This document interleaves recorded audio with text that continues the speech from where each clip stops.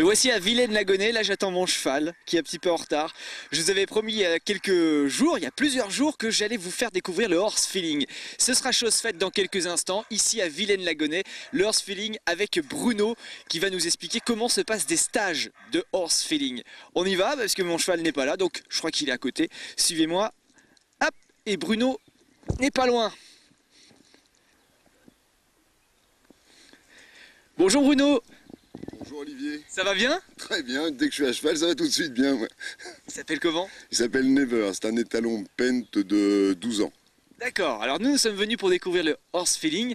Quel est le nom exact de votre métier? Alors, il y en a qui appellent ça chuchoteur, moi j'aurais plutôt tendance à appeler ça comportementaliste équin. Puisque chuchoteur, on chuchote assez rarement à l'oreille des chevaux. Là vous proposez des stages en fait?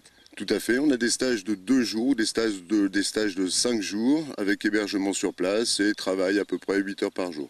On va expliquer tout ça parce que moi je suis très curieux, j'ai envie de savoir comment ça se passe. Ça se passe en plusieurs étapes. Si on vient 2 jours, donc il y a plusieurs étapes dans les journées. Tout à fait. Alors on travaille d'abord la première demi-journée. J'aime bien présenter aux gens un cheval fini, un cheval qui travaille très bien. Ensuite, on va voir toutes les étapes qui vont permettre d'obtenir ce cheval fini. Et ces étapes vont passer par le travail à terre, avec la mise en place de la confiance du cheval, avec le join-up dans le round pen. Ensuite, tout ce qui va être désensibilisation à différents types d'objets.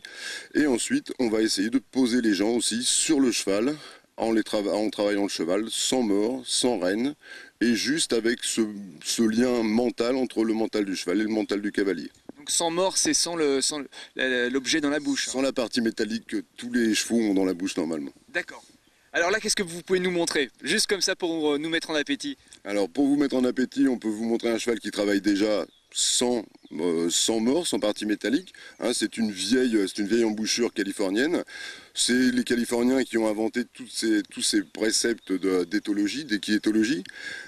Et donc je vais vous montrer un petit peu comment se déplace ce cheval dans le confort le plus important. D'accord ? Allez, on vous regarde. Merci Bruno. Nous allons voir maintenant un travail qui différencie complètement de l'équitation traditionnelle qu'on est habitué à rencontrer en Europe.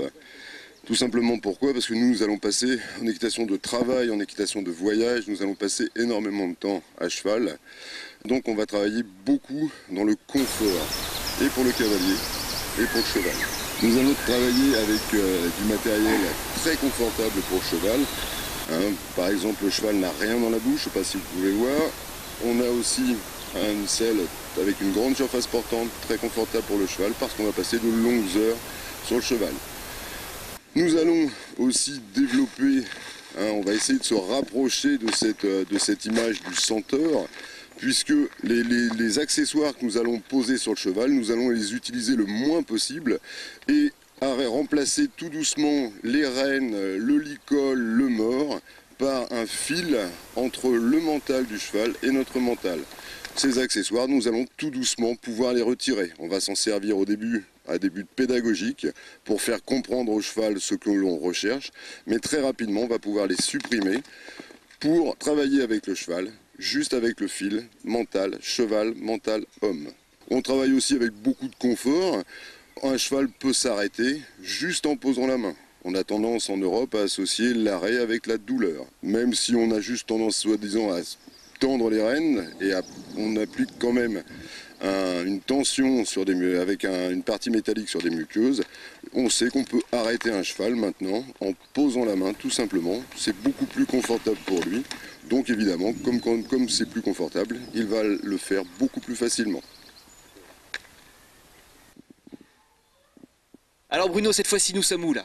Alors là nous sommes dans un round pen, d'accord? C'est l'endroit où on va travailler le cheval pour essayer de lui faire de lui faire comprendre toutes les choses qu'on a pu voir tout à l'heure avec un cheval monté. Donc on va travailler la tension du cheval, on va travailler la confiance qu'il va avoir en l'homme, et on va aussi travailler sur tout ce qui est désensibilisation. D'accord? Il s'appelle comment? Alors lui s'appelle Buck, c'est un étalon pente de 4 ans. Très joli modèle, un petit peu chaud, un petit peu joueur, mais très intéressant à travailler. Voilà, je vous laisse rentrer dans le round pen, c'est ça? Voilà, tout à fait. Et on vous regarde. Je vais vous montrer un petit peu comment ça fonctionne. Ok, c'est parti.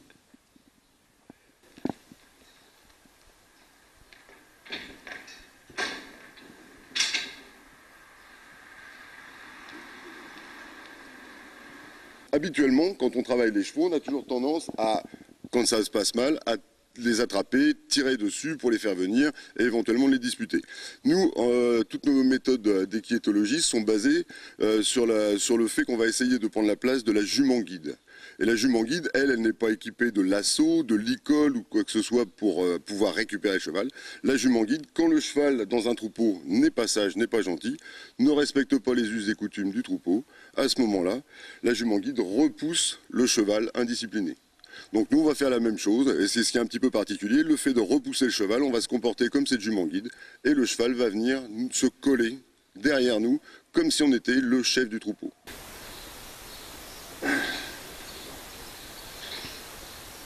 Bravo. Allez, bah c'est facile, tu vas voir.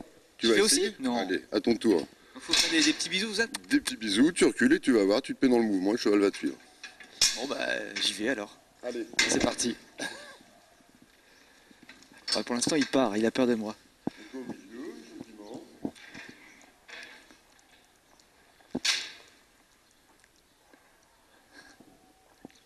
Voilà.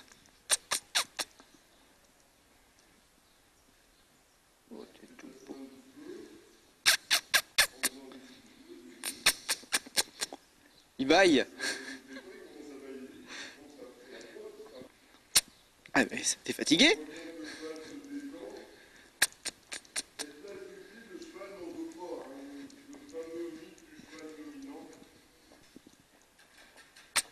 Il mange ses crottes. Allez. Alors, qu'est-ce qu'il fait? Ah, on peut aller plus vite. Il s'en fout.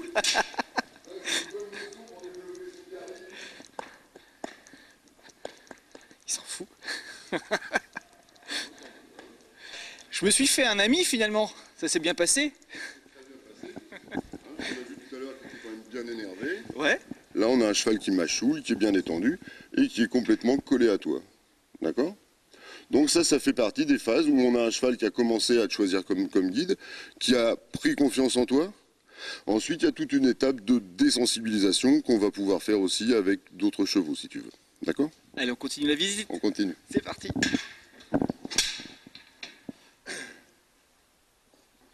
Alors Bruno, maintenant nous allons attaquer la troisième partie du stage, qui consiste...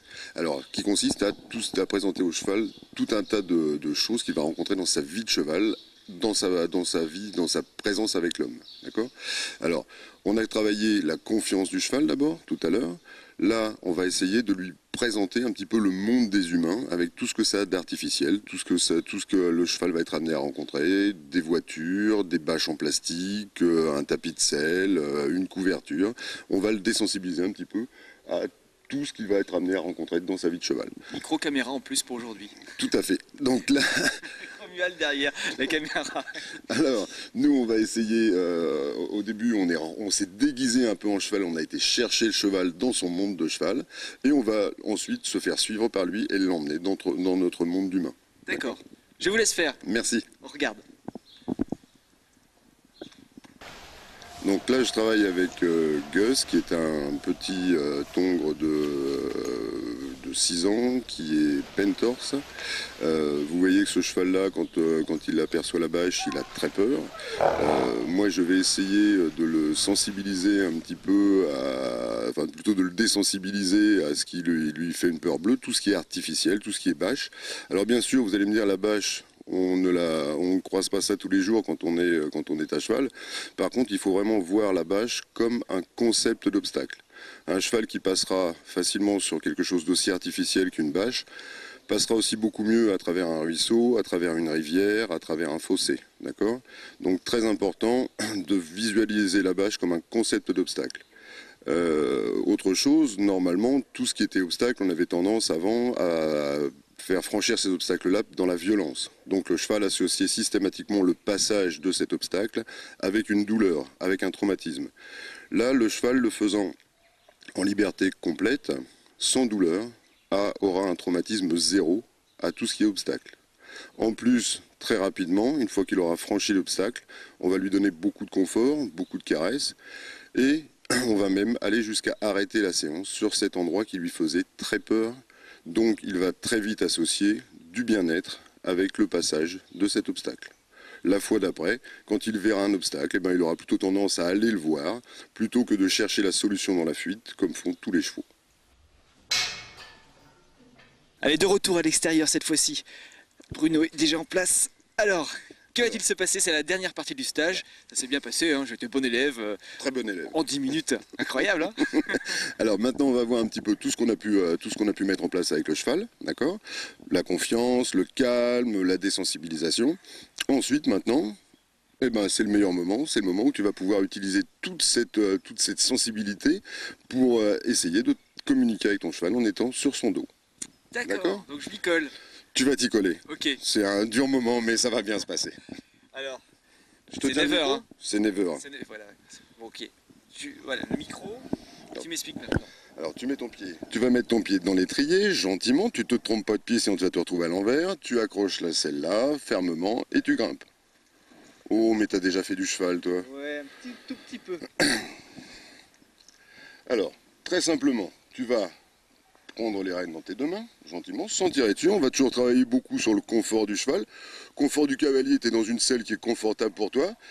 On va essayer de rendre la même chose à notre cheval, éviter de tirer dessus en permanence. Tu vas amener tes deux mains dans la direction où tu veux aller. Tu vas ouvrir cette jambe dans la direction où tu veux aller. Et avec l'autre jambe extérieure, tu vas venir pousser ton cheval pour l'emmener dans la direction opposée. On fait un essai. Voilà, n'hésite pas les petits bisous. On a vu tout à l'heure que les petits bisous, ça permettait de mettre le cheval en avant. Très bien. Déplace tes mains dans la direction souhaitée. Voilà. Alors il va avoir toujours tendance à me suivre un petit peu. Hein. Pas oublier que je suis son papa. Ouvre bien, si tu veux aller à droite, ouvre ta jambe droite. Déplace tes deux mains vers la droite. Là c'est à gauche. Hein? C'était l'autre droite en fait. Hein? Voilà. Déplace tes deux mains vers la gauche, ouvre bien ta jambe gauche et pousse avec. Voilà, parfait. On a l'impression que tu as fait ça toute ta vie. À droite maintenant. Parfait. Très bien.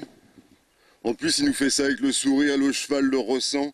C'est pour ça qu'il le fait gentiment. Ça y est, on va plus réussir à le descendre. Hein, pour la partie galop, pour la partie un peu plus rapide, galop et trot, je pense qu'il va falloir que tu reviennes quand même. Hein.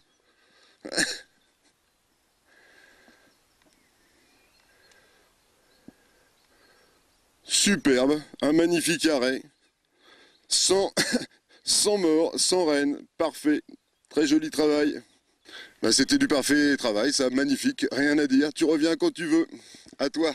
Avec grand plaisir, merci Bruno. Comment faire pour participer à ces stages? On l'a pas dit encore. Alors, soit par internet, nous avons un site horsefeeling.com, ou alors par téléphone, on a nos coordonnées qui s'inscriront peut-être d'ailleurs sur votre site. Vous nous appelez, vous réservez un stage. Alors on essaye de mettre les gens de même niveau ensemble, soit des gens complètement débutants, soit même des professionnels. D'accord ? Merci beaucoup. On reviendra à Vilaine-la-Gonesse. Donc prochaine étape pour moi, c'est le galop, hein, c'est ça? Je pense que ça sera intéressant. D'accord. Merci encore Bruno. Eh bien, tu es le bienvenu. Avec grand plaisir. Merci beaucoup Never, t'as été super sympa. Et puis moi après le cheval, je vais continuer avec du golf cette fois-ci. Direction Sargelé-le-Mans, nous allons faire un petit tour à Le Mans Golfier. Je vais apprendre à faire du golf après le cheval. J'ai vraiment un métier de rêve. Hein. Merci encore Bruno, allez c'est parti. Et j'y vais à cheval. Allez hop.